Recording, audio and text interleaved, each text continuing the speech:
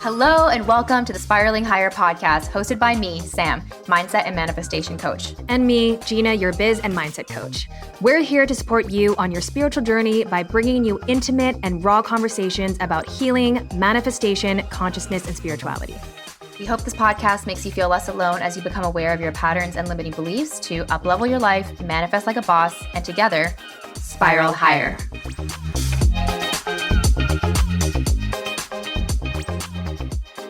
Welcome back to the Spiraling Higher podcast. I am one of your hosts, Gina, and I am here with your other host, Sam. Woo. And today's episode is all things money. Money trauma, money stories, breaking cycles around money, how to get more money. Yeah, how to manifest more money, just basically our stories, but also everything else that we've learned. Yeah, it's going to be amazing. We actually, we just went off on this one. We were together in the room and we just kept, I remember like hitting each other's thighs, like after everything that we had to share, we were like, oh yeah. And then, and this is going to be such an incredible conversation for you if you feel blocked around money, specifically if you feel anxious about money. Yeah. If you feel anxious about spending money, managing money, getting money, if money is just a touchy subject for you in general and you don't want to look at it, talk about it, this conversation is for you because we really go into why that is, how to neutralize money, and really see it as a tool so that you can conquer your money and really heal and rewrite your money story. Yeah, we also talked a lot about abundance in general and how you can attract more abundance by ultimately divorcing from only attaching to money. And I think a lot of people close themselves off to receiving other forms of abundance because we're only looking for it in one form. So we talk a lot about that too. Yeah, well, it's funny how many people actually do experience and receive forms of abundance, but almost like write it off because it's not money, right? Yeah. Because I think that when I come back to abundance being my relationships, abundance being all the gifts that I have ever received, not necessarily physical, but like even the gift of just appreciation from someone that I love, or really like my health. Like I wake up every day and I'm just like, this is abundance. I'm waking up and I feel literally fine. I had an experience, I think you remember, it must have been like 3 or 4 years ago, where I had an ocular migraine. I know you have really bad migraines in general, but mine was this one that actually started to impair my vision. It was insane. I remember walking outside and like not being able to see and thinking, is this the rest of my life? Like, is this going to be my life? Like I can't see. And I have this incredible, like incredibly pounding headache.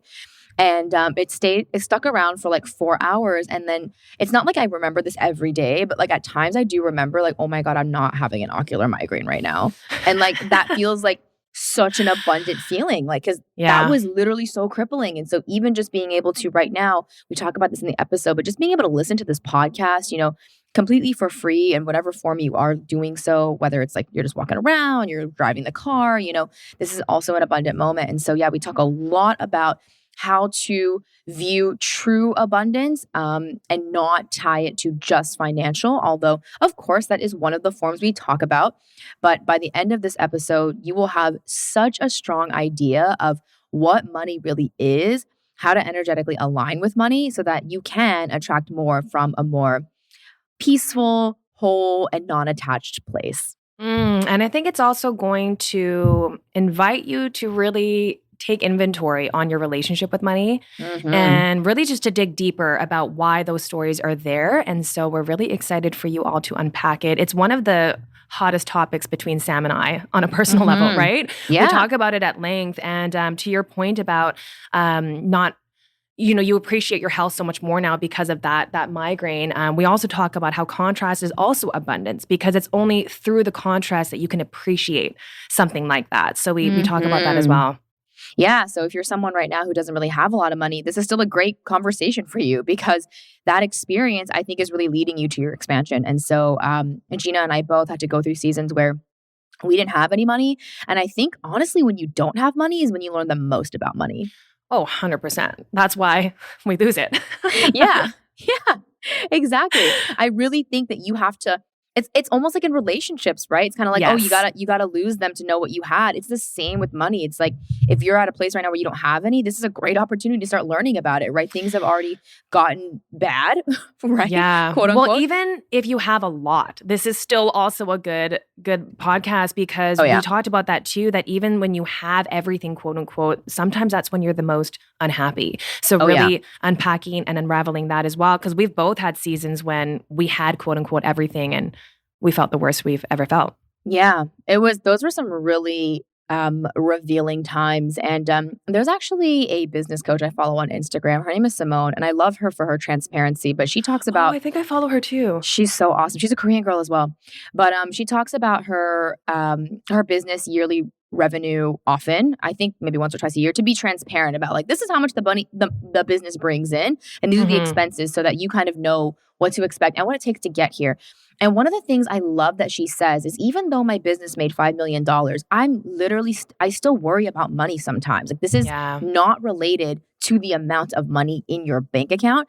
And I think that's where so many people get mixed up. They think, oh, when I have money, I won't worry anymore. No, the worry that you have is coming from an old wound that needs to be addressed. And so money is really just, your relationship to it is just the mirror that's kind of revealing that to you. But even if you change the amount, you still worry about it. I mean, I know millionaires who worry about money. So it's not the amount. It really is the energetic relationship you have to it. And so definitely by listening to this episode, you will understand what I mean. And we hope it starts the healing journey. If you haven't started yet, or if you're on it already, we hope that it continues to help you heal your money story, because it is, just like everything else, an upward spiral. It really is. It really is. So we hope that you spiral higher with your money. And at the end of this episode, if you like it, let us know what you think. Hey guys, it's Sam, and I'm quickly interrupting this amazing episode to give some love to our partner, Organifi, who has created the most magical, delicious formula that has been helping me on my hormone rebalancing journey. I was actually recently diagnosed with PMDD, and it's brought me so much clarity around the absolutely insane PMS symptoms I experience for almost 2 weeks every single month. If you are not familiar, then consider yourself lucky. But if you are a menstruating woman like me, you likely still experience anxiety, mood swings, bloating, and irritation for several days each month. And so because of my diagnosis, I've been building up my toolbox to reduce my discomfort and make that time of the month a little bit more comfortable. And in that toolbox is my new all-time favorite beverage, using Organifi's Harmony formula, which was specifically designed to support women's health with herbs and adaptogens like maca, chaste berry, stinging nettle, turmeric, and ginger. I make it with my favorite oat milk, and it tastes like the best hot chocolate of my life, and it satisfies my deepest cravings minus all the sugar with a super smooth finish. So you can try this formula or any of their amazing selections, such as their green juice, at OrganifiShop.com. That's OrganifiShop.com for 20% off using the code SAM, SAM. Whether you're looking to balance your hormones like me or looking for more energy or antioxidants, Organifi has an option for you. So head on over to OrganifiShop.com, and once again, you can use the code SAM for 20% off.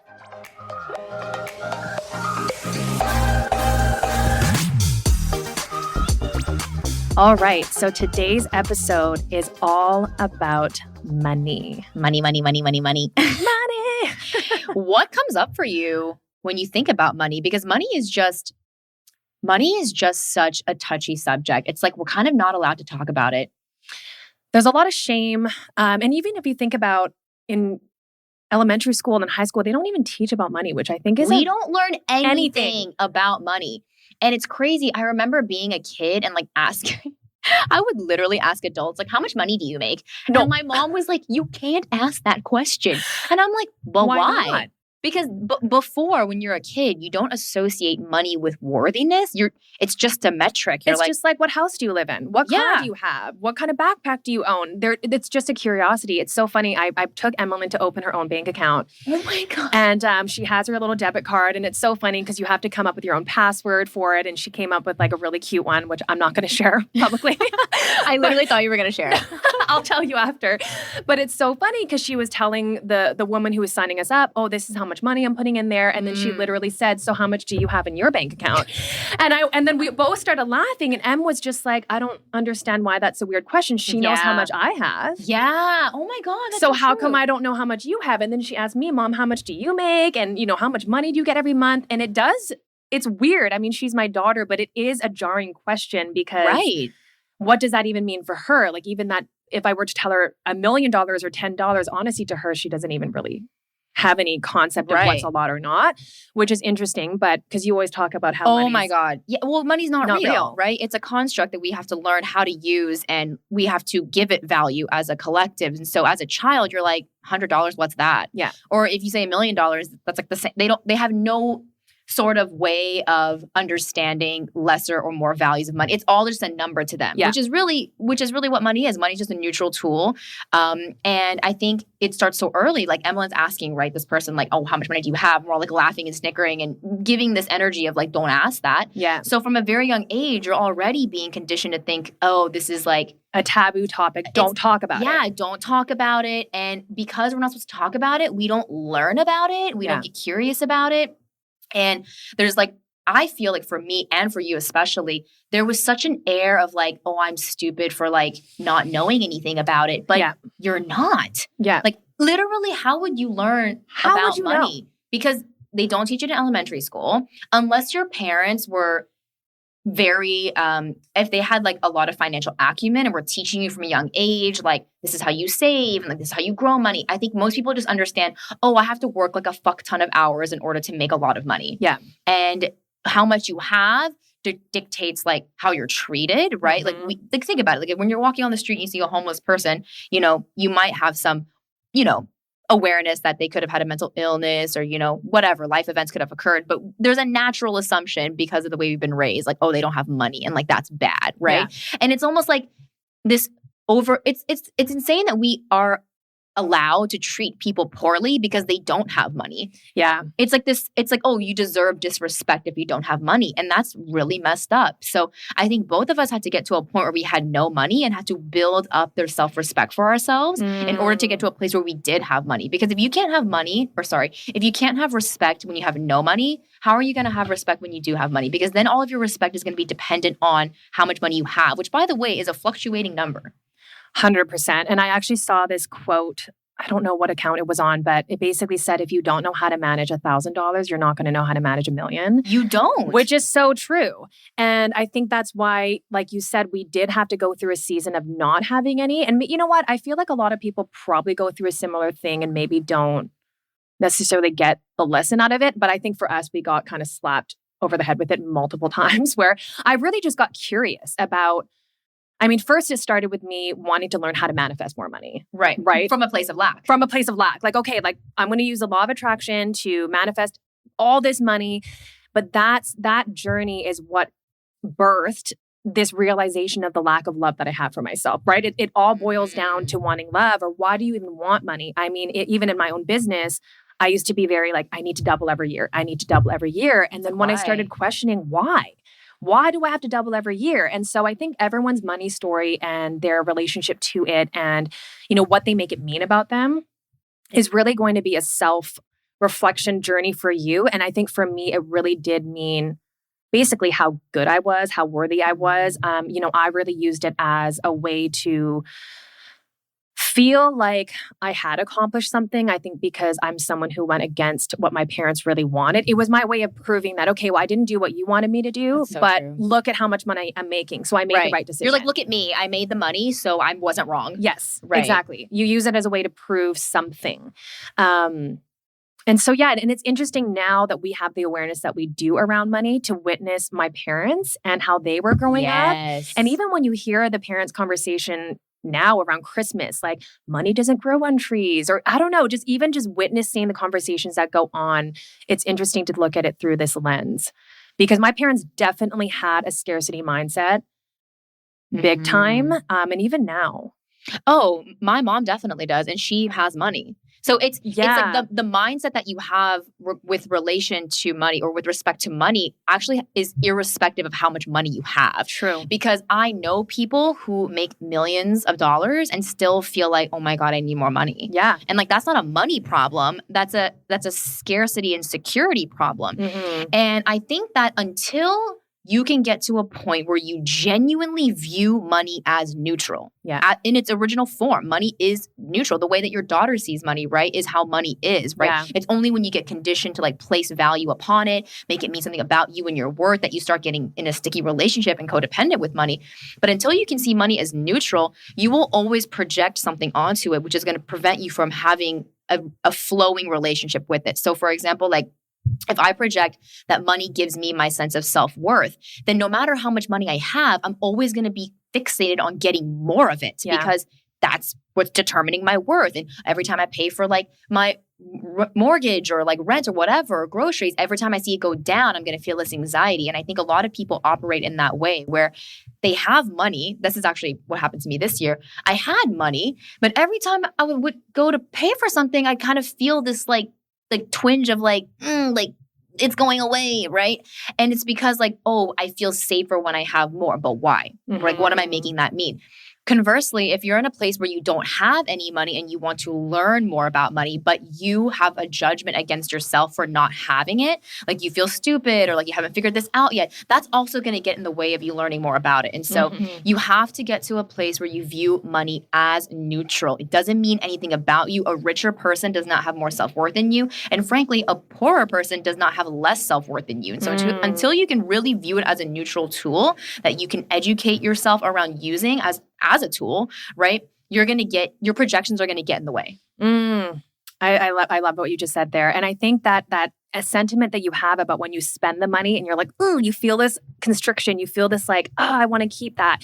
I heard this quote and they were talking about holding on to money is like taking a sip of water and keeping it in your mouth. Yeah, or holding your breath. Yes. And not, you're like, I want to savor the water, but the water can't even do its job if you're not going to swallow it. Yeah, and also water is like abundant. Like we have enough water. Like you don't actually lose water when you drink water. Yes. There's more water. It's the same thing with inhaling. It's like, it's like, this is all the air that I'm going to have. It's like, no, like you just breathe out and then you breathe back in. And I think that one of the things that you and I have really rooted into this year is money is circulatory. It's There's like an ebb and flow. There's an ebb and a flow. It's like money is constantly moving. It's not like I have this amount and I keep this amount in order to feel safe, because like you're always going to be behind the 8 ball unless you're like consistently growing your wealth, which you could, right? But then you're still feeling scarce regardless of how much wealth you're building. Yeah. You have to be able to develop this sense of safety in watching money flow in and out. Understand that money doesn't go anywhere. I think when we think of money and we say, oh, I spent $100, we hear that and we think, $100 is now gone. Yes. Yeah, it's like it's gone now. And we even say things like waste of money. Yeah. Right. And so it's like, oh, it's gone. And now I'm going to have to work or suffer in order to get it back. So there's like this feeling and sense of I need to keep as much as I have because spending it equals suffering because of what I need to do in order to get the same amount or more back into my account. Whereas now I really see every time I spend as like a boomerang. It's kind of like, okay, like this money's going out, but it's not going anywhere. It's going to circulate into, the business account of whatever service I'm buying, which is then going to go to its employees, which then eventually its employees are going to pay for groceries. And then those people are going to pay for something else. And then eventually someone's going to buy my program or like, it's like, it just moves around. And so when I see myself spending, I just think, okay, there's more where that came from that's coming back, rather than thinking, oh my God, like it's all gone. I always just also like to think what you're getting in exchange for it, though. Yes. Right? So when you're doing the tapping of your card or you're putting in your PIN, instead of thinking, oh my gosh, I'm losing $75, it's like, cool, I'm exchanging this for all of these groceries or this experience. And so that really helped me too. It's an exchange. It's an exchange. And I think also what helped me, number one, was obviously thinking about money as a neutral thing, but also thinking of money as energy, right? And when we think about money as energy, I really had to personify money first and think about what is my relationship to the money. And I did things like writing letters to my money. I had to forgive myself around money, but I was realizing that my relationship with money, number one, was very codependent.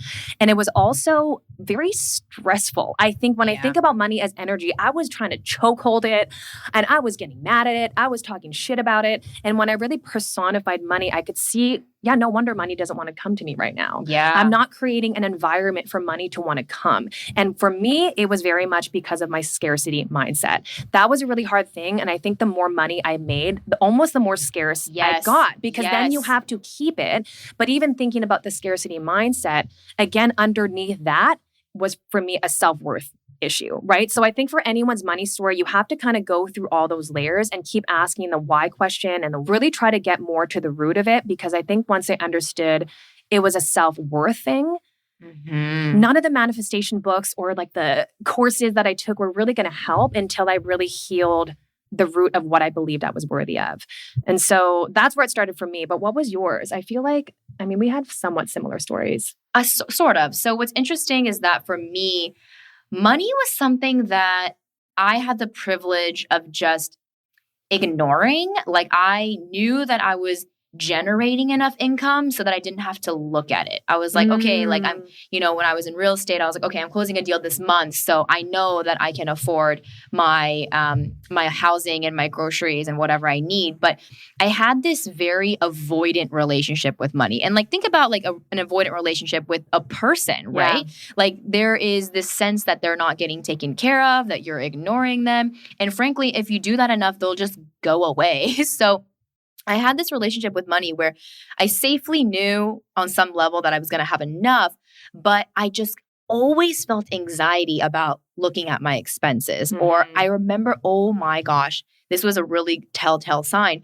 Every time tax season would come around, I'm like having a panic attack. I know. Because I'm like, I don't know. Like, can I afford the taxes? I don't know because I haven't been looking at it. Yeah. And so very recently, like not even a month ago, I messaged this to my business coach. I was saying like, it's really weird. I have like a new thing coming up where I'm going to pay for things like a freaking cup of coffee and I'm like freaking out about it. And she's like, why?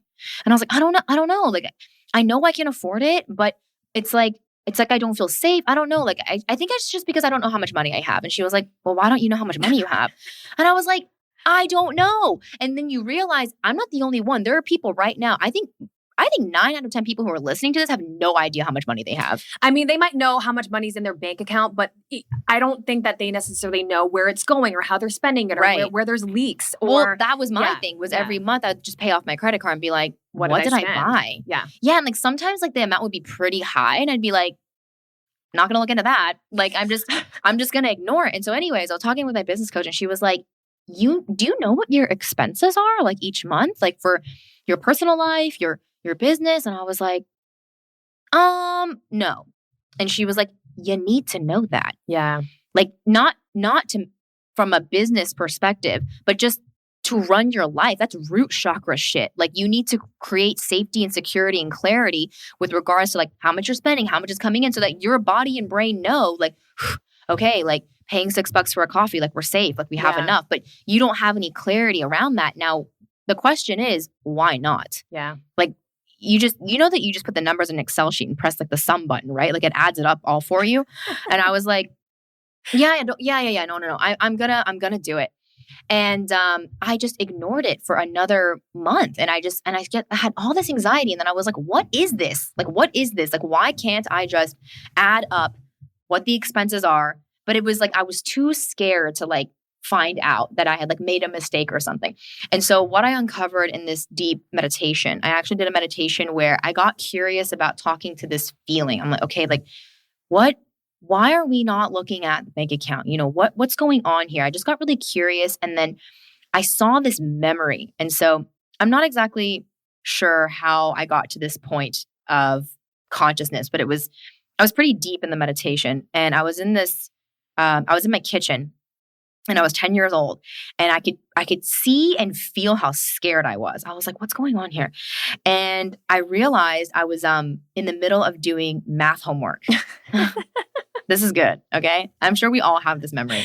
I'm doing math homework and my mom is furious with me. She's like, why aren't you getting that? Like you just answered this one, which that's totally what every parent says. I know when their kid is learning something. You just got this one. And I all I know is that I went into like a freeze response in that moment. Like, and then your brain is offline. You can't think. My mom was like, why aren't you doing the problem? And like, I literally am just frozen. My mom like throws the pen, like, swipes the math book off the table and like leaves the kitchen. And I'm just like sitting there and I'm realizing in this moment as I'm recalling this memory, oh my God, I was traumatized by math. Yeah. Like in that moment, you can, because trauma is not what happens to you. It's how your mind and your body interpret the events that happen to you. So although math is inherently neutral, not harming me physically, in that moment, my body felt scared and associated that with numbers. And so this trauma carried on literally until literally a few weeks ago, because I have my whole life been afraid of math. Yeah.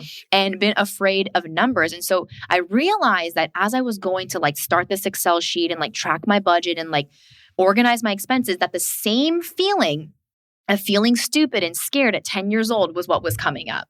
And because I was too afraid to feel that feeling basically my body was like, oh, that's a tiger. Yeah. Like we don't want to go there. Stay away from numbers. I just avoided numbers. Like I just wouldn't look at it.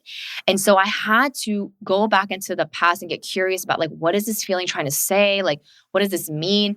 And I literally had to re-educate that part of me, because these traumatized parts of you, they're basically stored psychological memory that has no awareness of kind of like how old you are now. If you are aware of internal family systems therapy, the idea is that there are these parts of you that got frozen in time, and you as the self, or the one who is the wise parent, sort of like the inner guidance, you have to go back and be like, hey, like that's not happening right now, or like that's not what that means. I know that's how you interpreted it.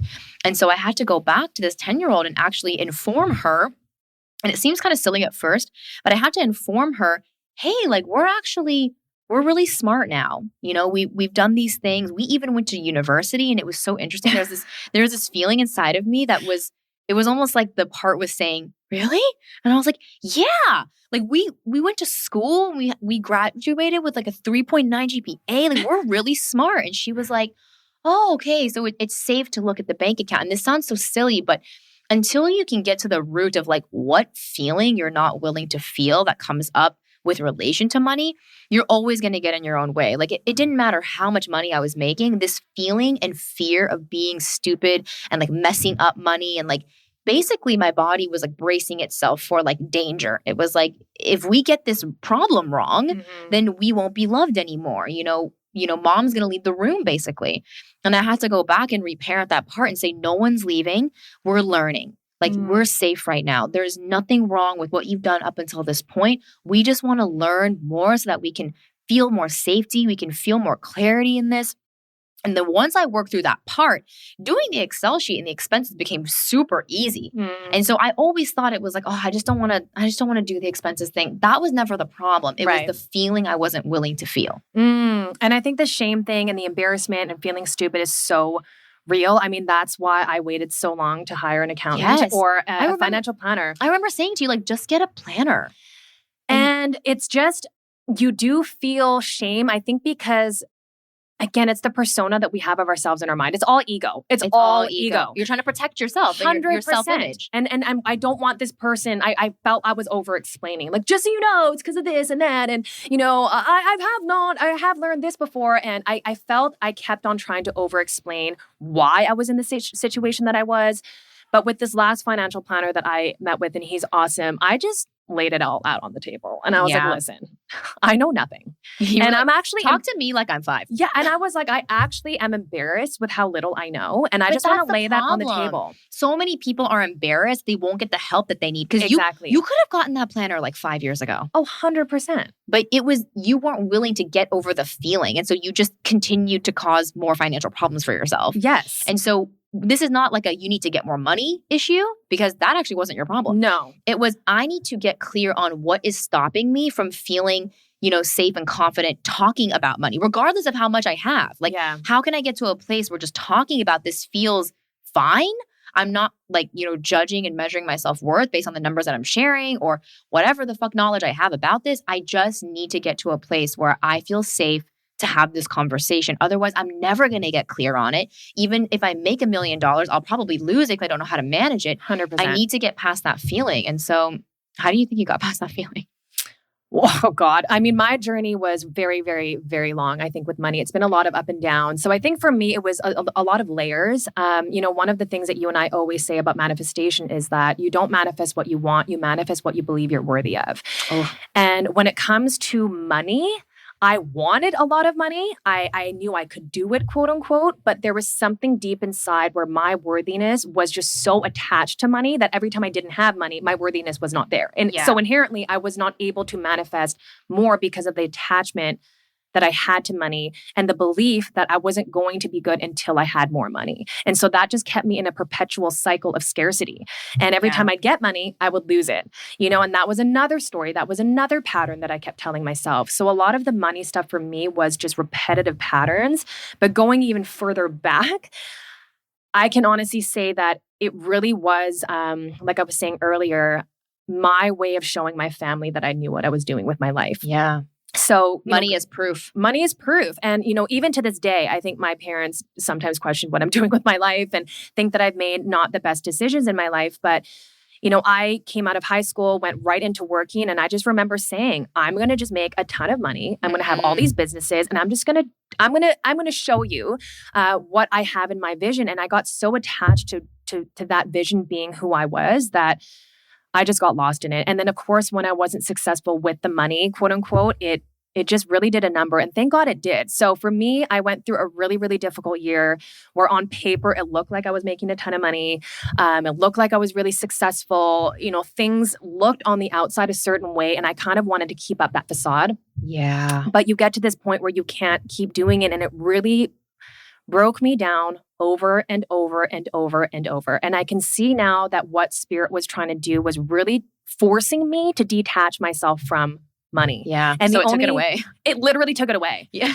Because if I had the money, let's be real, I wouldn't be doing this work. I wouldn't be doing the work. I know that straight up. If I was born into like the Kardashian family, like I would not be dealing with any of this stuff right now. I mean, I'm sure they have a whole bunch of other issues, but for me, I really had to dig deep of what is this attachment to it and why do I feel like I need it so bad? Yeah. Wait, I want to go deeper into that because for those who don't know, Gina actually, although you never really had trouble making money, it was always the keeping of it because I have no problem making money. Because you didn't want to look at it. It's the same thing as me, right? Where it's like I don't want to look at what's happening and I'm not even going to track my spending. I'm just going to yes, it was that, but it was also it's funny. I don't know if I'm going to explain this properly.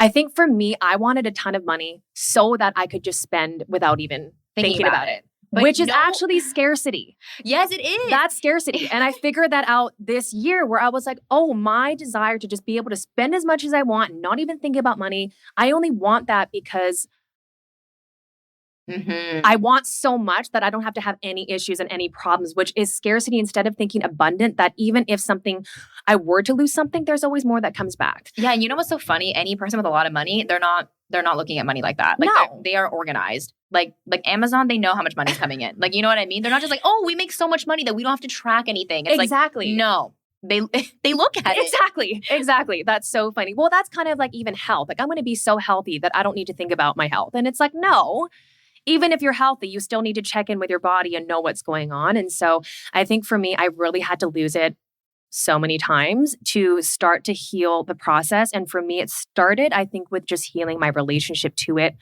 obviously. And it really did get to a point where I had to not want it anymore, which is really, really hard. Which is so hard. But, we talked about at the retreat recently, I know you did the abundance workshop. And abundance is the feeling of having enough. And it doesn't have to come from money, right? And so you literally had to lose all your money, go into debt to find out that you were okay. Yes. What's weird is that you still lived in the same place.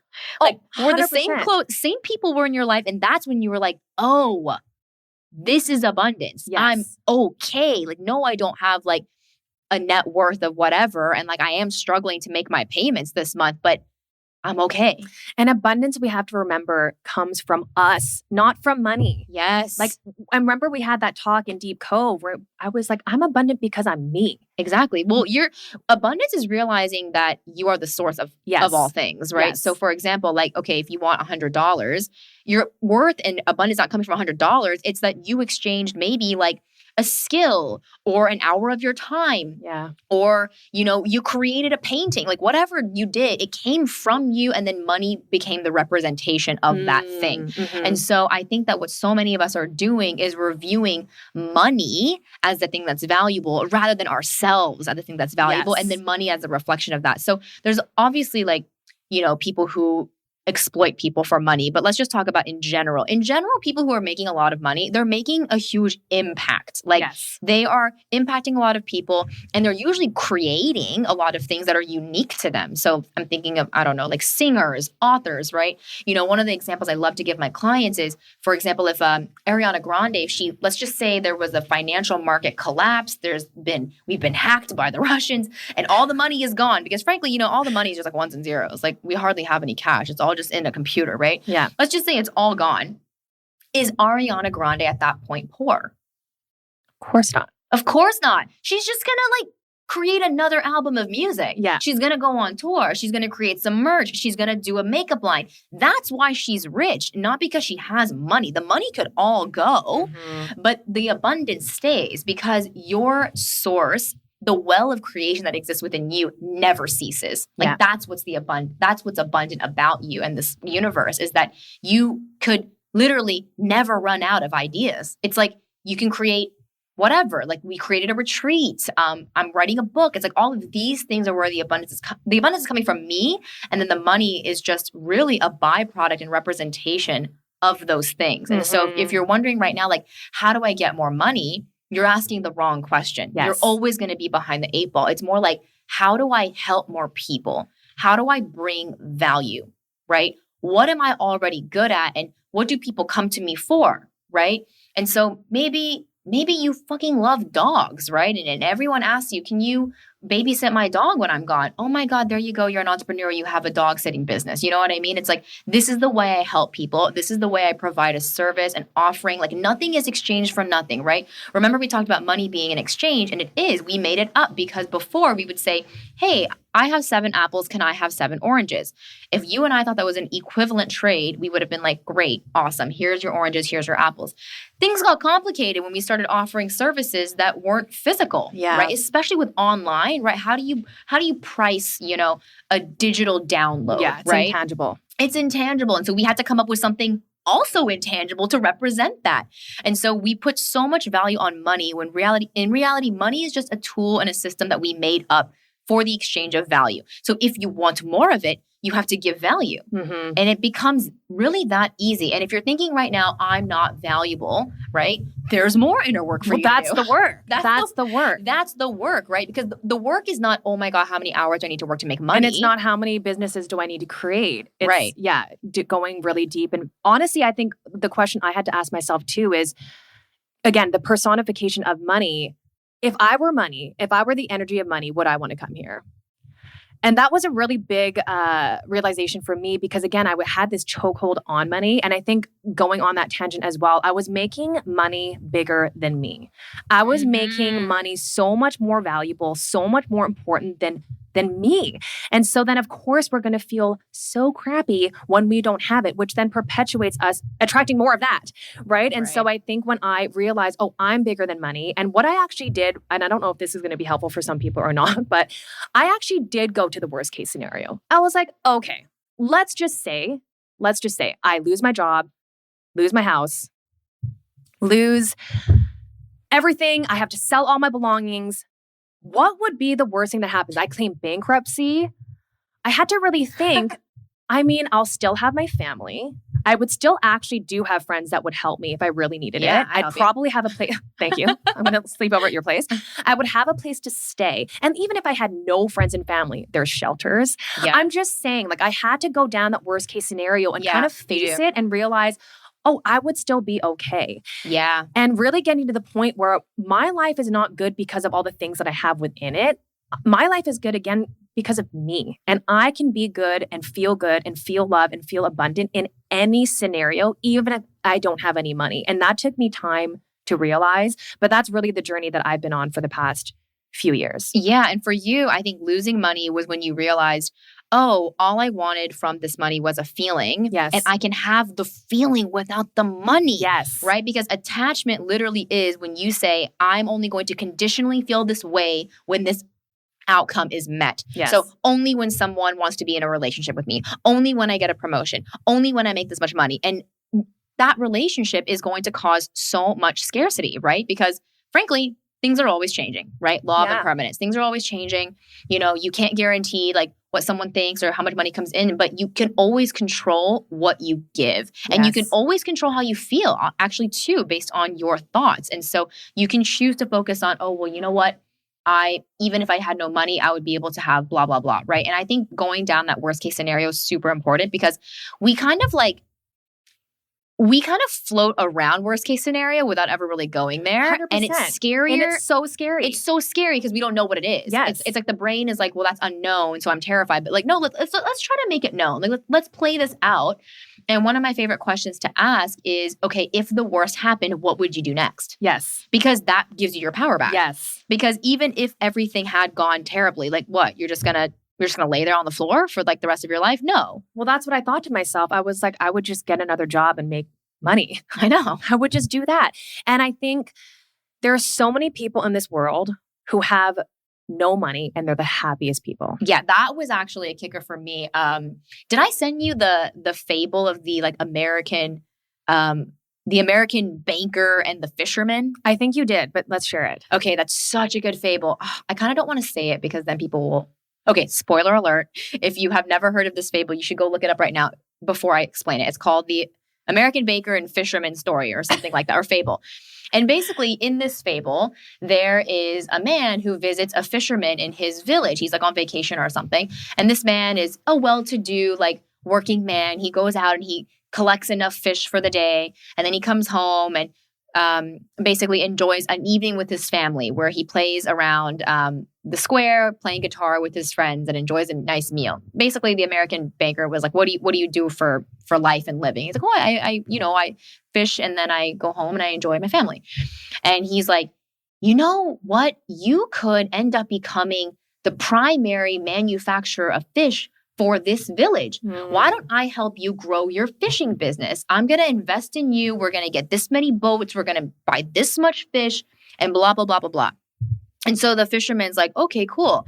So they end up, I don't know if it's actually what happens or if like it's a hypothetical story that they're talking about, but regardless, the message stays the same. So he ends up helping him grow his business and he does become that city's like primary manufacturer like of fish. And the company becomes so successful where he's no longer the one who's personally fishing. He's kind of like the CEO and he hires people now to go on their own boats and fish, right? And then for a wholesale price, like Costco or whatever. Yeah. And then towards the end of the story, the fisherman is like, okay, I've done everything and I'm so successful now. What do I do? And he was like, oh, now you sell the company for a lot of money. And then he was like, okay, then what? And he was like, well, then you can go home and enjoy your family and play guitar with your friends in the square. And it just, every time I read that story or remember that, I'm like, oh, like it's like the thing that I want is to like enjoy my life, which I can literally do right now, like on the way to whatever sort of outward abundance I want to receive. But like, we lose the point when we get so enamored with money. We tie money to happiness, and then our happiness, which is really just shared connection with ourselves and the people in our life, that gets lost. And it's sad. People will actually sacrifice that for money. Oh, 100%. Like that is, I love the concept of invisible and visible assets. I talked about this on a previous podcast, but invisible assets being like love, connection, joy, purpose, creativity, sense of safety. And then your visible assets being like money, cars, house, clothes, whatever, anything materialistic. But people will sacrifice invisible assets for visible ones. Yeah. But really, when you get to the end of your life and you have a bunch of visible assets and you're about to leave this physical plane, what do you have? Exactly. Nothing. Yeah. It's worthless. And so I have rooted into really remembering that my invisible assets are so much more valuable. They're not quantitative, right? Which, in our 3D world, we use quantity to evaluate worth and substance, right? It's like, X amount of dollars, the brain likes that, but the qualitative invisible assets are far more valuable. And those are things that most likely, if you're listening, you already have. Yeah. That's the feeling you root into. It's not like, oh, I have money and I can feel good. It's like, no, you have friends. Yeah. And hopefully you have health. Yeah. Right. And that is wealth to me. 100%. And I think that was also a realization you and I both had, was when we did hit a certain number, like I still felt like shit. Nothing came. And I was like, wait, I busted my ass off to get to this point thinking that this is it. This is it. I need to do this so that I can be happy, only to get there and feel worse. And then you have to maintain it or make more, which is another rat race. And so, when I lost all the money, I did have to do that reverse engineering of what do I want the money for? And again, it all boils down to I want to be happy, right? I want to be happy. I want to feel good. And then I realized, like you did, I can just feel good and happy now. And, as soon as I started rooting into what is abundant in my life, instead of focusing on what's not, that's when everything shifted, because I started to think, what do I have an abundance of? What do I have unlimited resource of? Number one was love for my daughter. Like that's unlimited. Never going to go away. Love from you, our friendship. Don't have to pay for that. It's unlimited. Has no bearing on how much money I make, what I'm doing with my life. It's never going to go away. This is silly, but I used to just turn on my tap and just think this just comes on all the time, automatically. And it sounds so silly, but when you can find and actually look for abundance in other areas of your life, more abundance starts coming. But most of us are only focused on what we're lacking and what we don't have. And even when you get money, you're thinking about how much more you need to get. Again, everything around money, my thought process was all scarcity. Yeah. Well, anything gained from scarcity still feels like scarcity. 100%. Because that's the law of attraction, right? So if I'm in scarcity and I get to another, like I'm only going to get more scarcity. Yeah. So the figure, right, whether it's 100K or $1 million, if I got it in scarcity or I chase it in scarcity, being there feels like scarcity. Exactly. And like, that's when I realized, like, I don't want to play this game anymore, because me and you both, I think we both got to places where financially I was like, okay, now I'm going to feel, when I get there, I'm going to feel safe. And I got there and I was like, oh my God, like, I'm so scared I'm going to lose it. Yeah. Like, I'm scared that I'm not going to be able to recreate the same results next year. And I was like, what the heck is this? Like, I have the money now and I feel worse. Yeah. And then I actually started rooting back or reminding myself of times when I had no money. This is how I started feeling abundant again. I remember when I first moved to Vancouver, I was 24 years old and I had no job. I started working in retail for like $15 an hour, but I was working part-time because I was still a student. So I remember during that time, like I had no money. Like I had enough money just to pay for what I needed to pay for, and like not even enough to pay for that. Like I was in a little bit of whatever. I did not have any money. But I looked back on my memories from that year and a bit, and I was like, I still went and walked on the beach. Like I still hung out with my friends. Like I still laughed, and I was like, I was fine. Like none of my joy and my happiness did not come from money, clearly, because I didn't have any, right? I was trying to remember these times. And then it was so odd comparing that to this previous moment that we were just talking about, where like I had the money, but I felt worse. And I was like, okay, so money must have nothing to do with it. It has nothing to do with money. I think you have to really redefine what being rich means to you. For me now, being rich means honestly how much love I have in my life. Literally. What are my relationships like? Do I have an abundance of people that I can reach out to and connect with and really feel enlightened by and lit up by, people who lift me up? That is a resource that I want to spend my energy focusing on. And it's forever renewable. Yes. Right? Money's kind of like this, it kind of, whatever. We said it circulates. It doesn't really run out. But you know what I mean? Like it comes and goes. Whereas like this feeling of love that you have for the people in your life and even yourself, it's like that's literally an infinite well. Infinite. Yeah. It never ends. It never ends. I'm so lucky I have you. I'm so lucky. And I think that's what it comes down to, is like finding the reasons why you can feel good now. Yes. And I get it. It does sound kind of like, well, I can't feel good now because I don't have any money, right? It's like easy for you to say, but it's like, no, you can, if you have your health, first of all, that's a great way to feel good now. But, sacrificing your invisible assets, such as health, actually, for a visible asset is just not worth it And when you stop viewing money as a worthiness sort of indicator and rather as a byproduct of the energy that you're holding and embodying and frankly giving, because you receive what you give. Yeah. Like, and people are trying to get money without giving anything. You know what I mean? Yeah. They're like, how do I get more money? It's like, well, what are you exchanging for it? You know, it's like, what are you offering? The way that money works is it's a tool for exchange. So like, you don't just get it for nothing. Yeah. I mean, I think, again, this is all assuming that the person is thinking that money is this big thing that they have to have. And there's this, okay, I don't know if you guys listen to Blackpink, but we love Blackpink in my house.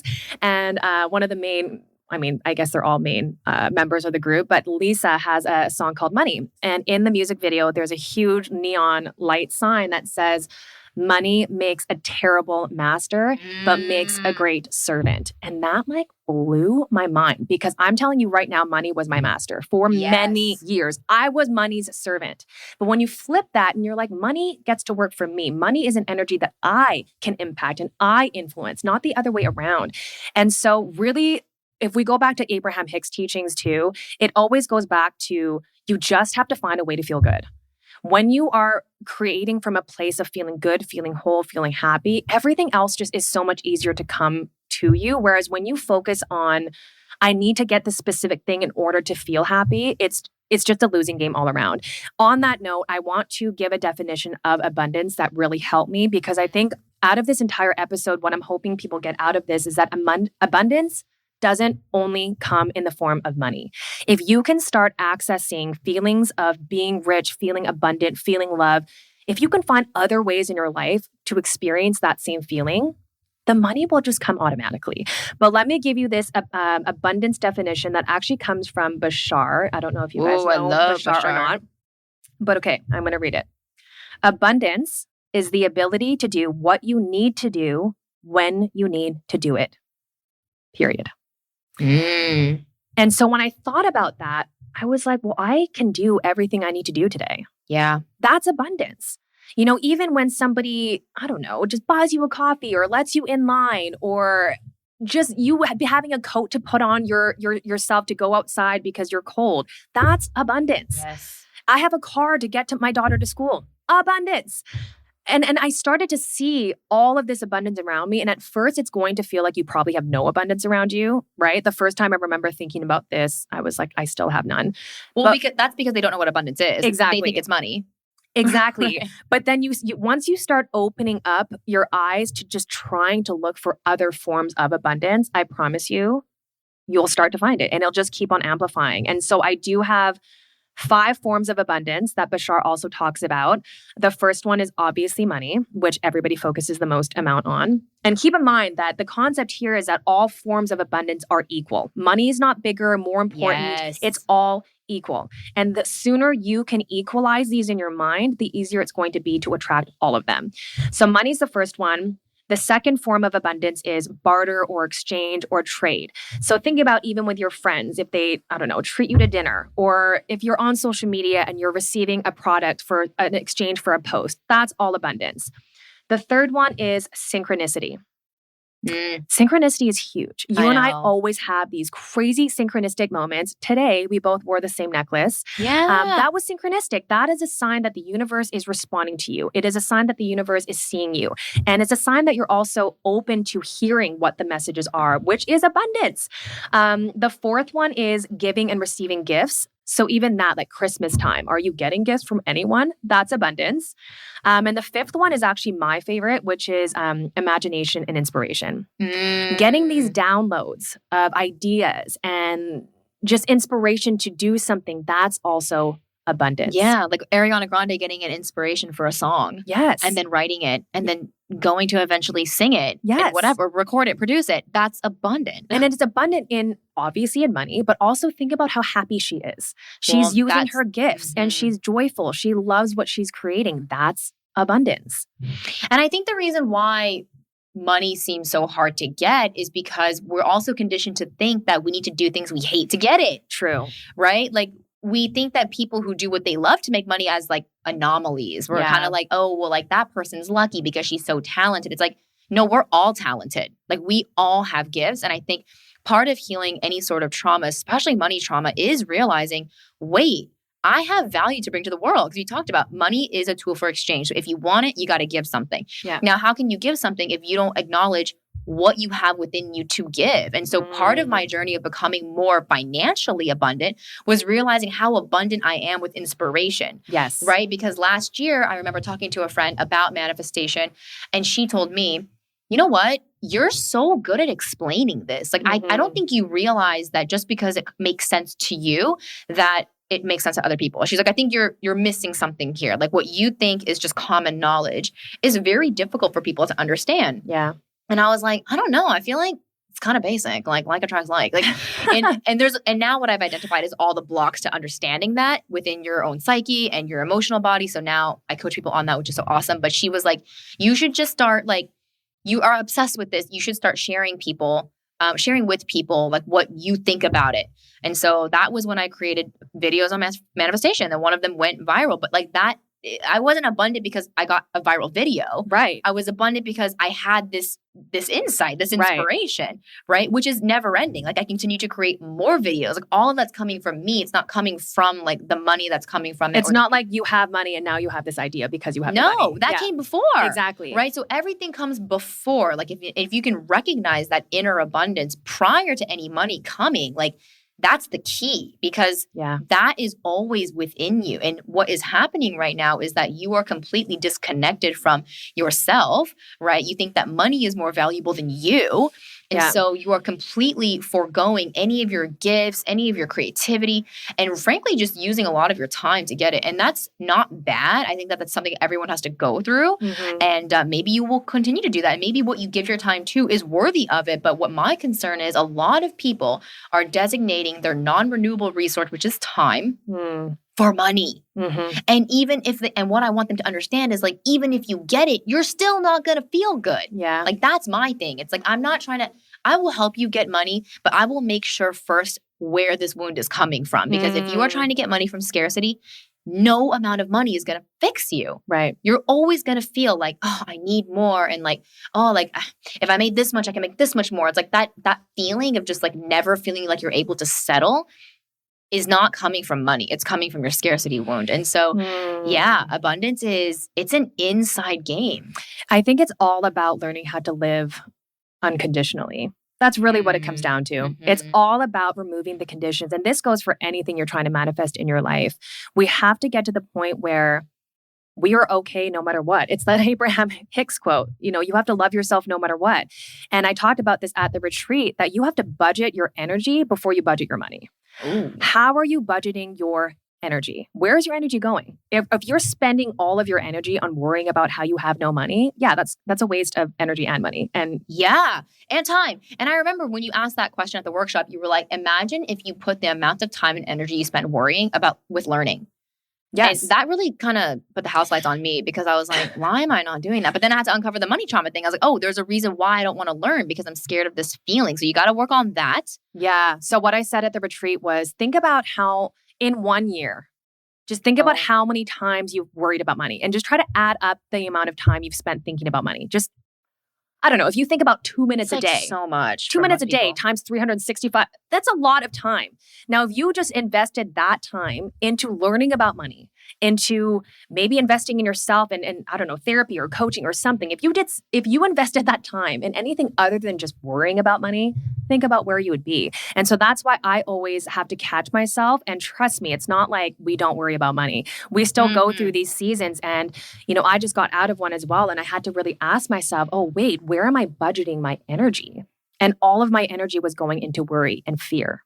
Yeah. Instead of going back into love, prioritizing me, my relationship with me, because at the end of the day, my number one priority in life, I mean, it used to be making as much money as I could, but now my priority is unconditional love for myself. But I mean, that's the thing. Your priority used to be getting a buttload of money because you thought you'd be able to love yourself. Exactly.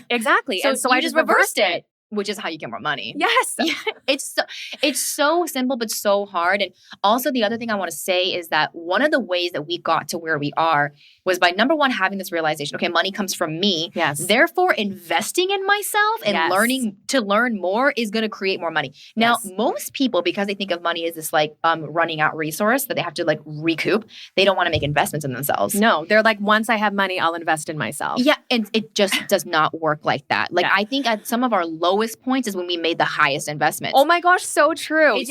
No, seriously, so true. This year when I did not have any money in this business, I was like, okay, I'm about to pay $15,000 to someone who's going to help me get my shit together.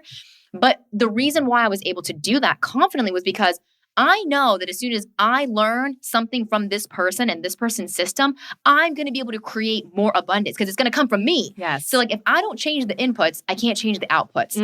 And so although I was feeling like, there's a lot of money, I was like, it doesn't matter because the money comes from me. So it's like when I learn what she knows, then I'll create more from myself, which will then get translated into more dollars. And so I think that's something that I really want to drive home too, is that like, if you're afraid to make an investment in yourself, that goes to show that you still have a money scarcity wound because you don't understand yet that abundance comes from within. And if you invest $15,000 here, that doesn't mean it's not going to come back. It actually means that you're probably going to be able to double, triple, quadruple that. And that was something I'm really proud of us for learning because we could have easily thought like, oh, that's too much. Like, I don't want to invest. Like, I don't know if I'm going to make it back, but I think you got to trust in yourself and know that like, I'm going to transform through this investment. Therefore, my bank account can't possibly not grow because I'm going to grow, right? It's going to be a reflection of me. Totally. And I think to piggyback off of that too, I think you have to really be careful to not try to exchange dollar for dollar because sometimes I think when people invest in things like that, again, they're stuck on, okay, well, am I going to recoup my money back? But I think what's so much more valuable than money is your connection to yourself and your connection to source.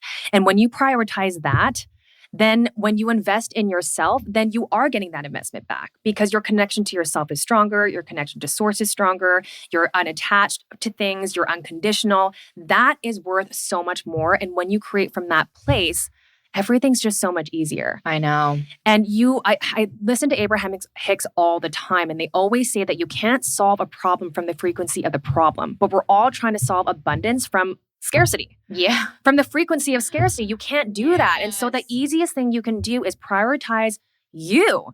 If you spend every day, instead of 5 minutes worrying about money, if you spent 5 minutes worrying about how can I just find joy just for 5 minutes? What can I do that's childlike energy? What can I do that makes me feel really rich, really loved? If you just spend 5 minutes a day on that, I guarantee you that abundance will start coming because you're creating an environment for abundance to thrive because you're abundant in your connection to yourself and to source.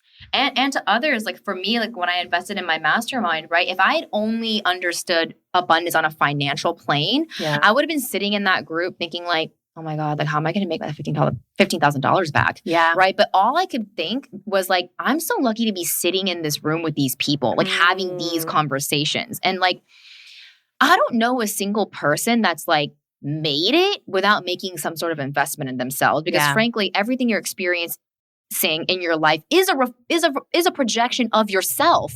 So like if you can't improve yourself, like, or not improve but rather shift, right, the mindsets that are kind of being projected to your current reality, then you won't see anything different. And so also, this is just like a side note, but I truly do believe people who pay attention because oh, I love that. I know. It's so true. It's so true. I could have watched probably 1,000 YouTube videos and read wiki articles on how to like make money and whatever, grow my business. But first of all, that would have taken me a really long time. Yeah. So, trial and error just takes longer. But second of all, I just would not have been able to I just would not have put my full self into it. Like you don't take it as seriously. Yeah, like that $15,000, by the way, US dollars. I'm in Canada. So it was like 20 something $1,000. I was like, I'm not going to fucking waste my time and my money. Like I'm making something of this. And frankly, I think so much of your shift comes from just that decision alone.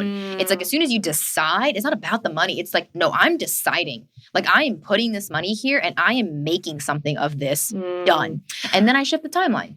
Intention is everything though, right? Because again, like you said, had you gone into that thinking, okay, I'm going to go into this and try to make all my money back and this better double my income, you just wouldn't have the same experience. So I think intention is everything.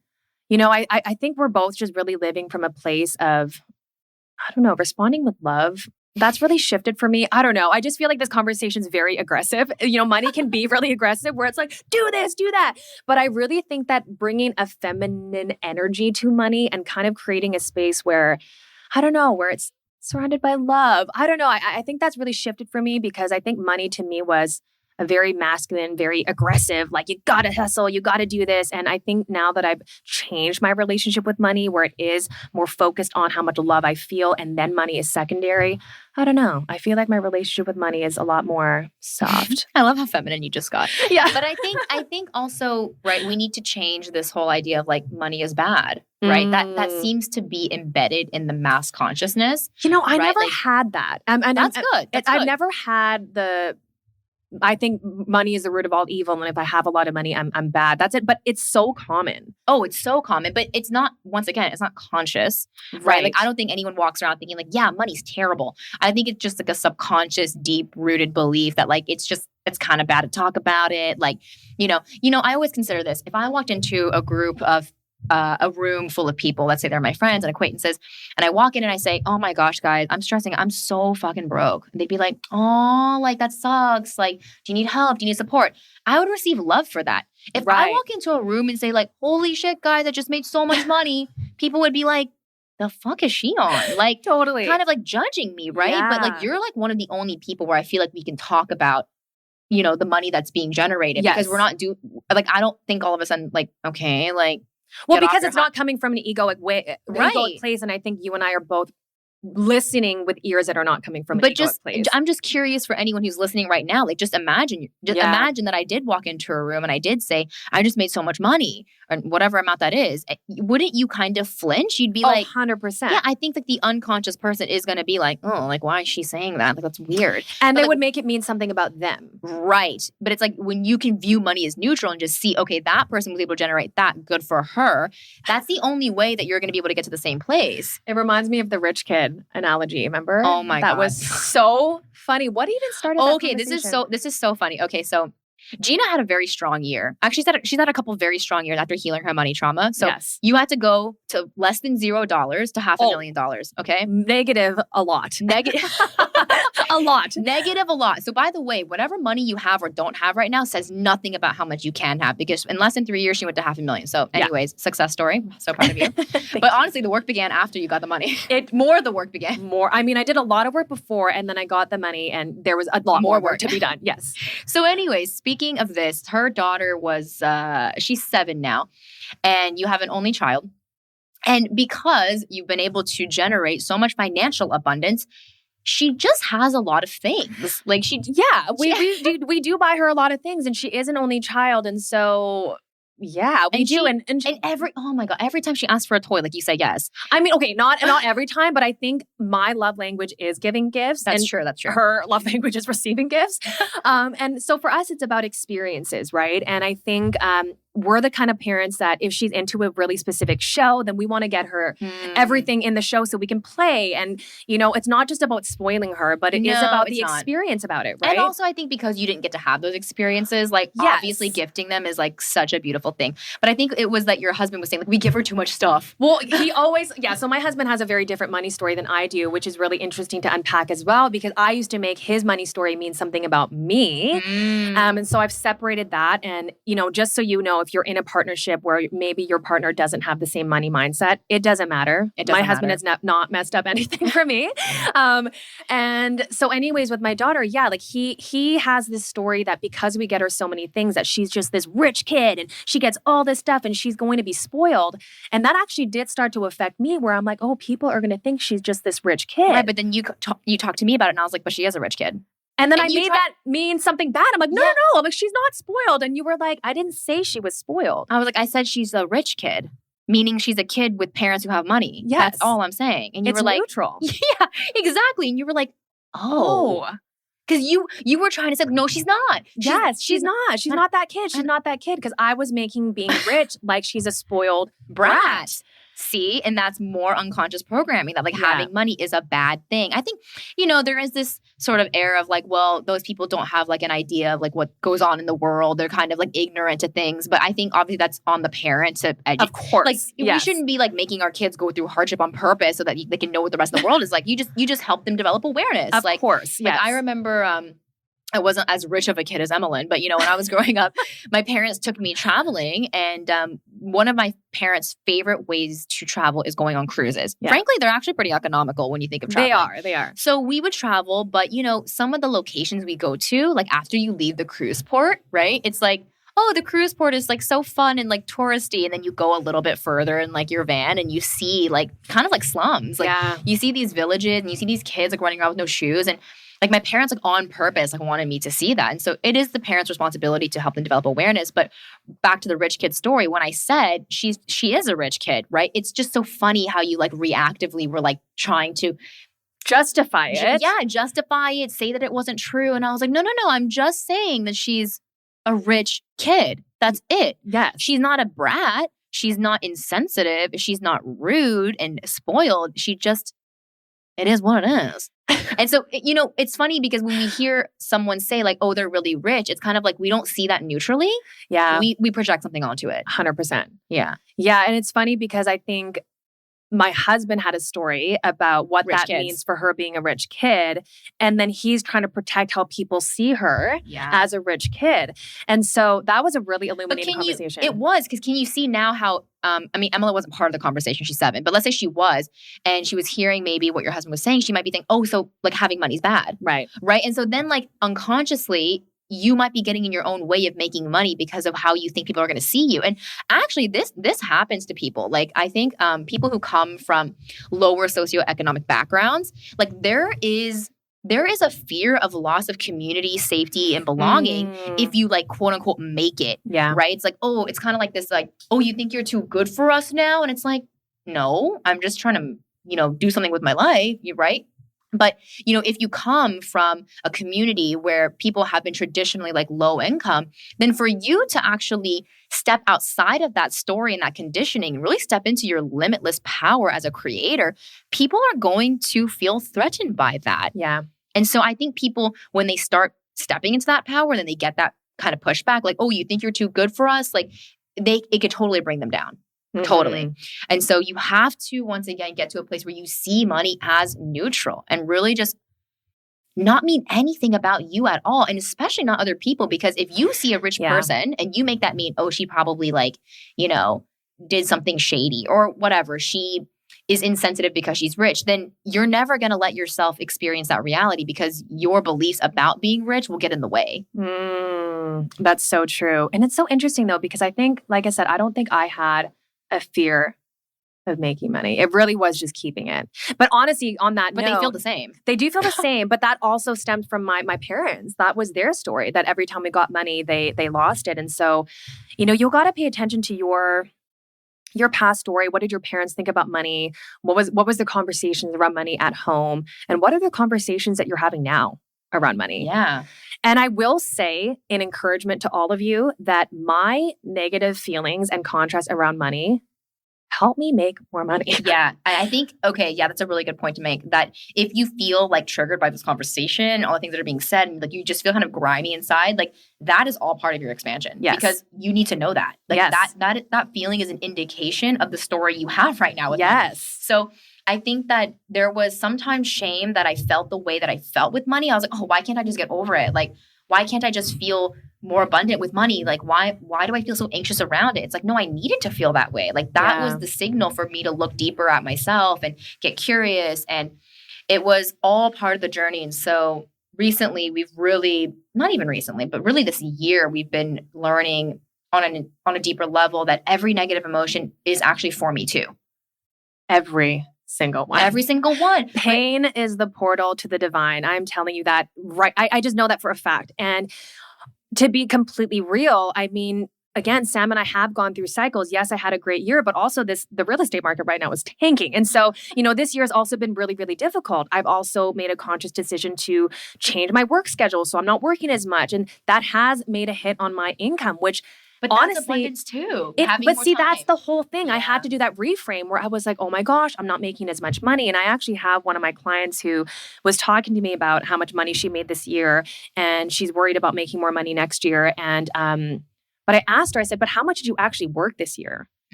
You're quantifying it in a whole year, but how much did you actually work? And when you calculate dollar per hour there, it was actually way more abundant than she's ever really been. But anyways, I'm just trying to get you to reframe the way that I guess you're looking at money. And I just wanted to also acknowledge that even though we've done this work, that I still have these stories come up, but it's also really exciting because again, it just shows where there's more expansion to be made. And the message that I keep getting is that you gotta learn how to manage this because again, the more that you keep attracting into your life in other forms of abundance, I wanna make sure that I'm holding the right space for it. So, and I want the signal. If I'm going off track, give me the signal. And that's what contrast really is. Yeah. Oh my God. Yeah. I think for me, like this conversation has just reminded me on such a deeper level that abundance is just so much more than money. Cause like you said, like, okay, changing up my schedule and having, you know, an extra afternoon where I don't have any work, like, that's also abundance. Yes. You know, I think of, it's not just, oh, how much money can I make so that I can feel good? It's like, no, feeling good is also like being in this coffee shop with like nowhere to be for 3 hours. Like that's also abundant. And frankly, I'm trying to get enough money so that I can do those things. So it's like, why not just enjoy those things every now and then? And I want to challenge all of you to see how good can you feel without money? Yeah, because frankly, like, what's the alternative? Well, I remember texting you one day and it was after one of these big epiphanies around money. And I was legitimately in my pajamas and I came outside to play video games with my husband and my daughter. And I was like, I don't think I've ever felt more abundant. And I think we were eating like takeout from like a fast food restaurant. There was nothing about that was rich or money related. It was really, I just felt so abundant to be able to be in a home, to be able to have the time, to have this video game system, to really just have an abundance of time to just spend with my family. And so again, I just really want to invite all of you to try to find all of the other sources of abundance that you've been ignoring. Because I'll tell you right now, when you ignore one source of abundance, it closes the door on the other ones too. And so can you open up the door, open up your arms and open your eyes to try to find the abundance that already exists within you? Because if you only focus on money, we all know, well, you and I know, that money is nothing without your peace. And so many of us are trying to generate more money from a place of internal war. Right. And I think it's because there's a myth that like, I need to struggle to get it. Yes, that's a huge one. That's a huge one. So, you know, but from a law of attraction perspective, you're really getting it all wrong because if I'm struggling now, and this is the energy that I'm going to attract everything from, then everything I attract will also feel like struggle. So instead of worrying about money right now, and maybe we'll do a follow-up episode on like actual actionable tips for money. But right now I would just focus on your energy. It's like since you can't immediately in this moment obtain more money, right? What can you do? Recalibrate your energy, right? Yeah. Focus on the other forms of abundance that are available to you, right? You know, even as simple as like being able to listen to this podcast on your phone. Yeah. Like you have a freaking phone that is somehow like, I don't even know how this gets through to your ears. I have no idea how that works. It's so abundant though. It's amazing that there's this wealth of information, this conversation now. And this podcast is free. Yeah. All the podcasts are. Like think about the resources that are available that are completely free. So I didn't even think of that. Yeah. You start to, there was a meme actually that I sent to Sam. I'm going to do my best to explain it. I don't know if I've shared this already, but it was a cartoon of these two people. And the one guy had like a magnifying glass. Oh, yeah. And he was like focusing on, like trying to find something. He couldn't see anything. And the other person was like tapping on his shoulder, like, turn around, man. There's so much around you that you're only honing in on trying to find one specific thing instead of being open to seeing all of it. And I think you and I have talked about this a lot with source energy, but even energy in general, I feel like abundance energy never goes away. It's just your openness to it that does, right? Yeah. And that's for anything. And so how open are you being to receive abundance? Are you only trying to receive it from this one channel and shutting off the rest? And inherently, then you're not going to receive as much. So if nothing else, we want to leave you with this. Before you budget your money, budget your energy. Where are you spending your energy? And if you can prioritize feeling good first, that's step one. Yeah. You know what? It's so funny. This is so relevant, but I get Tony Robbins emails because why not? I get his emails. I love him. There was one he sent recently that really put me on blast. And there was a quote in there that said, you have the life that you focus on. And I was like, that's oh so true. man, that's so true. Because I have totally this year had some dark moments. And it was because I was focusing on like what a dark moment I was having. It was like, oh, this thing that's happening. Why is this happening?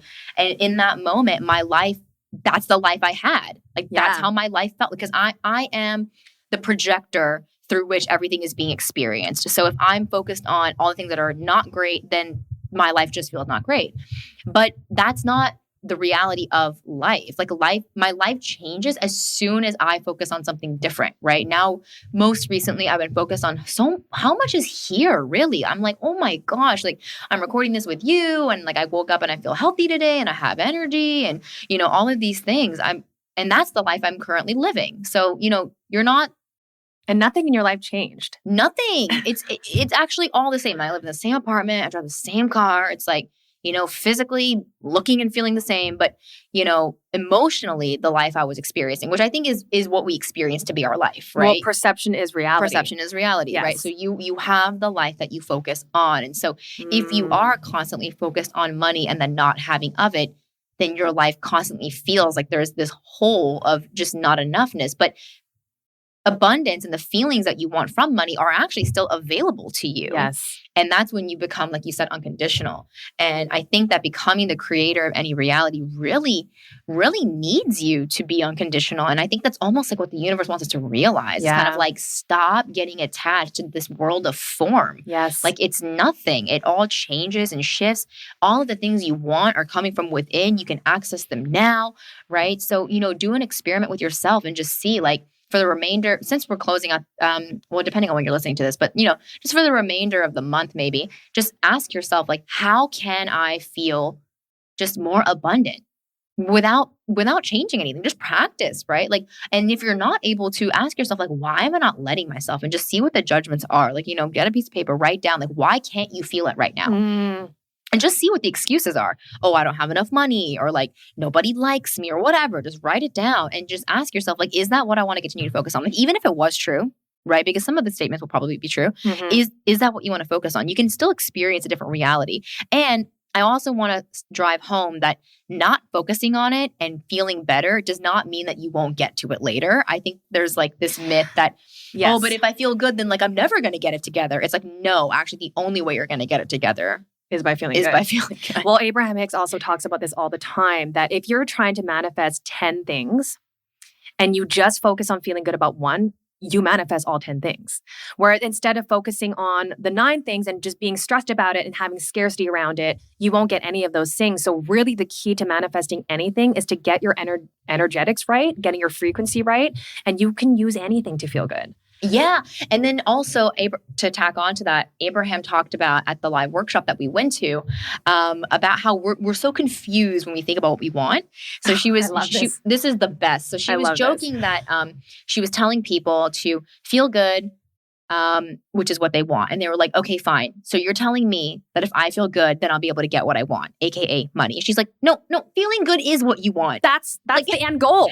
Right. And it just totally flipped the thing on its head, because I have had that story before. Like, okay, I'm going to heal and I'm going to vibrate at the highest frequency so that I can get more money. Yeah. And it's like, no, vibrating at the highest frequency and feeling love and joy and gratitude is what you want. You just got jaded and attached it to money. Yes. So just focus on your energy, take intentional actions. Money will come, but don't ever confuse your feelings of joy and gratitude and happiness to that. Yes. That's the trap. A good exercise might be then to write down, like, why do you want money? What do you think you're going to feel when you get it? Yes. Right? And so for me, it was, okay, I'm going to feel freedom. I'm going to have a lot of time. I'm going to be able to experience fun things with my friends and family. And when I started writing these things down, I'm like, I can literally do this right now. Like I can literally have fun with my family right now. Yep. Which you did. I did. I play video games. That was fun. I feel love. I have a lot of love. I do feel really happy, and I do have freedom. I can pretty much do whatever I want. Even if you have a 9-to-5 job, you still have freedom to be able to spend your time after hours. You even have freedom to choose how you show up to your job. Yeah. We do have so much freedom. And so when I did that reverse engineering, where I was like, oh, I'm trying to go through this channel, through this money to get to where I want, but what I want is literally, there's no gate. There's no pathway to that. It's an illusion already here. And so when I really, really rooted into that and understood that, that is honestly when everything transformed. And I don't want to sit here and say, once you do that, you're going to get $1,000 in your pocket, because at that point, the $1,000 didn't matter to me. That wasn't what I actually wanted. I just wanted to feel good. And then all of a sudden, everything else did come. But again, I didn't get that fascination, like crazy high from it, because I understood that really what I'm desiring is the feeling, the love.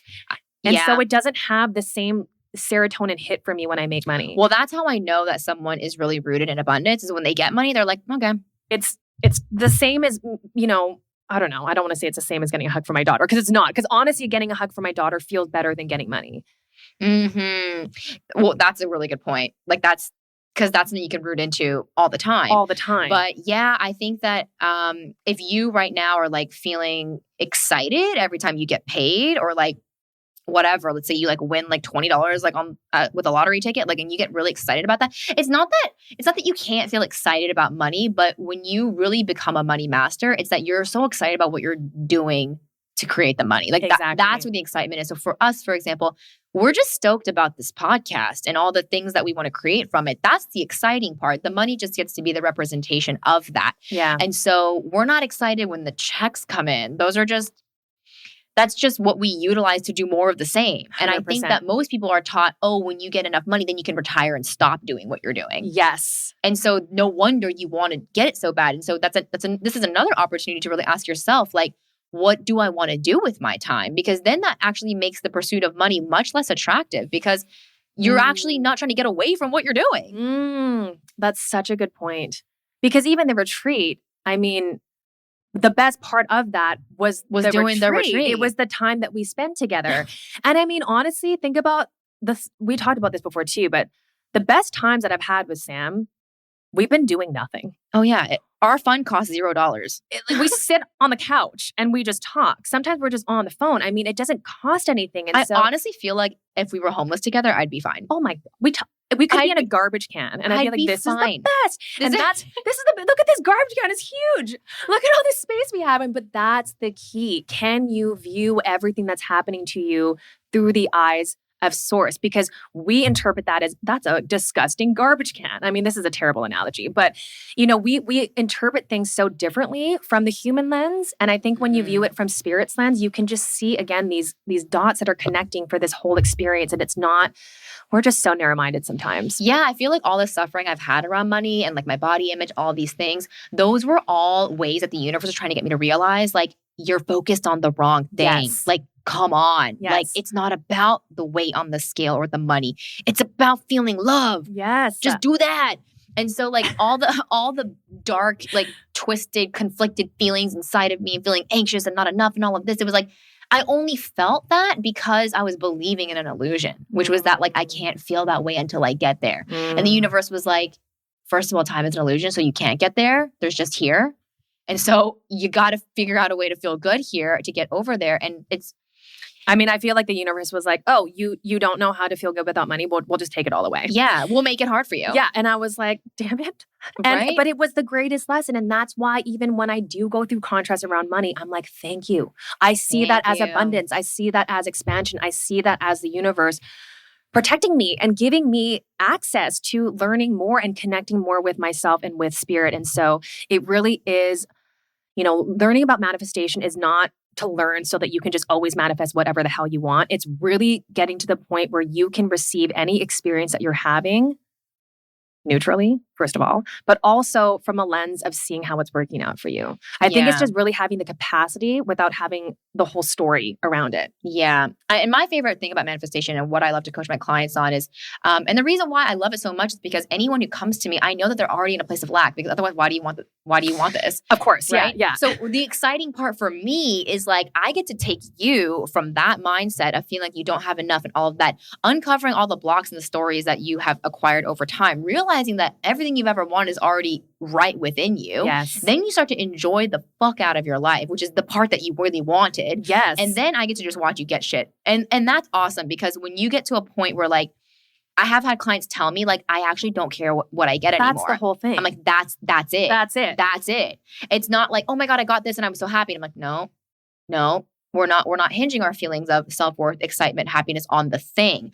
Those just come into your reality as a byproduct of the energy that you've been holding, this feeling of creativity and fun and lightness. And so when I'm able to remove the blockages that people have to experiencing that, which is always a mental story or some sort of old psychological memory that's stored, right? Then you just experience the joy that is your birthright. And then you're just happy to be alive. And a lot of times what you want, it kind of like, you kind of don't even care about it anymore. I always have clients who say like, I don't even care about blah, blah, blah anymore. Well, I swear, I think it was in January of this year that I left you that voice note where I was like, I don't want to manifest anything. I don't think I want to manifest anything else anymore because I feel so connected to myself and so unconditional and I love myself so much that it literally doesn't matter what I have or don't have. It doesn't matter. And there's nothing right now that I want that I feel like I can't be complete until I don't need anything. Yeah, like I'm excited to create stuff, of course. But I'm like, I'm already there. There's nothing that I need. There's nowhere I need to get to. But even with this podcast, right? I mean, there would have been a version of me that would have been so attached to this podcast and we need to, how long are we going to have it? And we need to keep it going. Whereas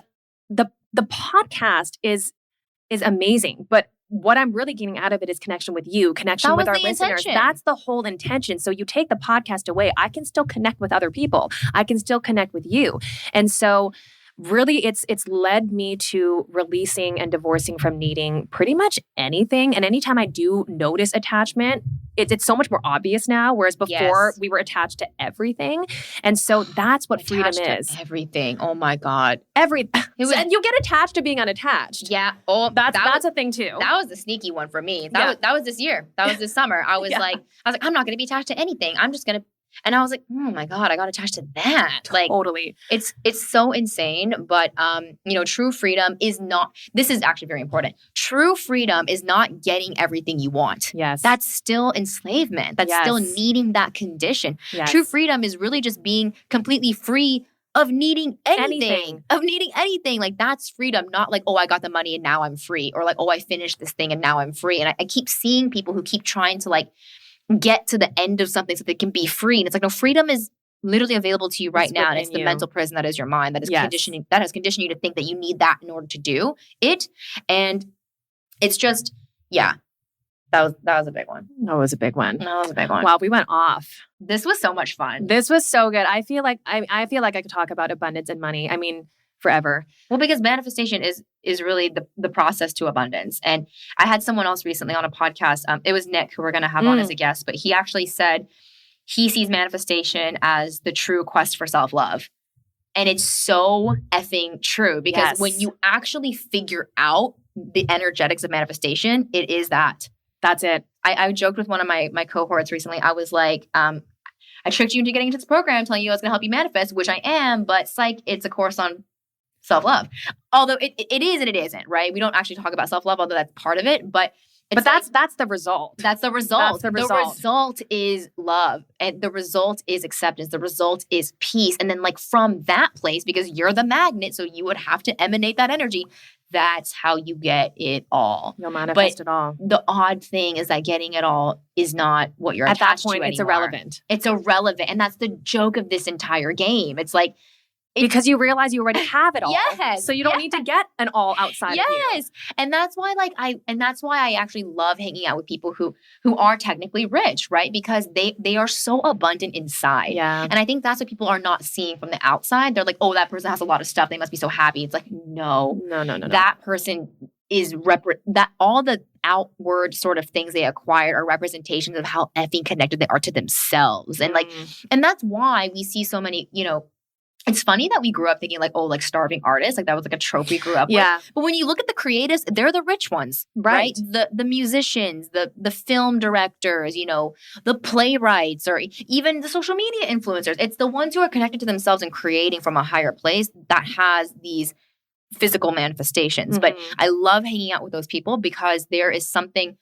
connected to something far more abundant than money. Like it's interesting meeting people who have so much money who are like, oh, money? Like It's just a tool. Mm-hmm. And they love making money because they actually, a lot of these people love providing income to their staff. Yeah. And like that's such an abundant energy too. Like being able to generate so much money that like, oh, I get to take care of this person and their family. 100%. And I see that with you and your team. Yeah. Like you really want, it's not just like, oh, I want to make all this money so that I can like whatever, ball 100%. out, which was scarcity. Yes. It was, I want to be able to provide other people who I feel connected to feel supported. Like I want them to have abundance. And so that is abundant, wanting to create abundance for other people. And I love this conversation. We'll probably have a lot more of these. I feel like a lot of people hopefully will find this helpful. Mm-hmm. If you did, let us know what your biggest takeaway was. We love getting your messages, so keep them coming. Yeah. I feel like we need to shout out a couple people. So we do. So, oh my gosh, there's so many. So for Becoming Jude. Oh my God, Jude. We love you. Gotta shout you out. There's so many people though. I don't even. Seppi, she's someone that always messages us. Love you, Seppi. So we honestly talk about you guys when you message us. We screenshot pretty much immediately and we talk about it. We're like, oh, like they message us again. So we really feel your energy and it really helps us to continue creating this content. Deepening our connection to ourselves. We wanted to support you on your journey. That was the whole intention behind this podcast, was for you to tune in and feel not alone. Like, oh my God, they're going through it too. And to walk away with just one additional nugget. Yes.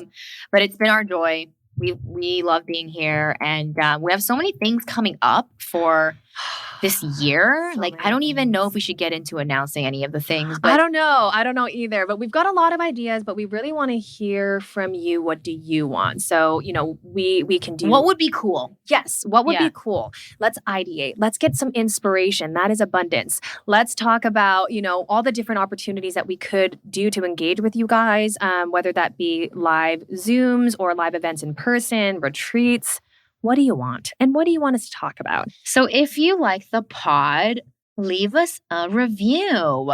Don't be that person who puts a 1-star though. Please don't. Please don't do that. If you don't like it, then just move on. But we love you. Thank you so much for listening. Like we said earlier, we are planning so many events. They're going to be online and in person. And so we want to connect with you. Although I love connecting with Gina. Yes. It's nice to switch it up every once in a while. It's nice get some new faces in here. Include people in our vortex of friendship and love. Yes. And that's why the retreat was so special. So special, being able to, connect with those people and just bring them into our circle. Yeah. And we care so deeply about people. And really, that's why we're doing this. I don't think we do this just to hear each other talk. We already did that for 3 years. This is really to help other people grow and frankly, spiral higher. And so we want to build community. Build community. Honestly, community is everything. It's everything. And the connection, because I think what was really common at the retreat was everyone was saying how they wanted more people like each other to talk to in their real life. And so if we can create a platform where all of you can connect and know that we have like-minded people in this community, I think it'll be a really, really beautiful gift. So we can't wait to meet you all. I know. So exciting. So continue spiraling with us. And once again, leave us a review if you like this, and we will catch you in the next one. Bye. Hey, Spiraler. Thanks for finishing this episode with me and Gina on all things abundance. It is truly one of our favorite topics to talk about because it is so central to how you experience your life, your relationships, and your business. And if money is something that you still struggle with, maybe you struggle to attract and manage your finances with ease, you feel constantly worried about not having enough, if you're looking at your own bank account like we talked about in this episode, or feel completely overwhelmed and like you always have to hustle, but you want to break free from financial uncertainty and gain control, I created a course called, of course, Abundantly Ever After that is going to help you and be the last resources to forever change the way you view and attract money. We talked a lot in this episode about how money is energy, but if that still doesn't make sense in your body, I want to show you. Of course, we talked about so many of these concepts in the episode, but I wanted to go even deeper, and I wanted this course to be accessible to everyone, which is why if you're hearing this right now, it's available for just $33. It's hours of never before seen content, all on money and abundance, because I wanted you to forever understand, change, and integrate the belief that you are your own bank. you are your own source. And when you realize this, you won't have insecurity about money anymore. But it takes time. It takes awareness. And so I break it all down in this course, Abundantly Ever After, which is now available by clicking the link in the show notes. And if you love this episode, it would mean the world to me and Gina if you left us a 5-star rating so that we can continue to bring you incredible conversations and guests just like this one.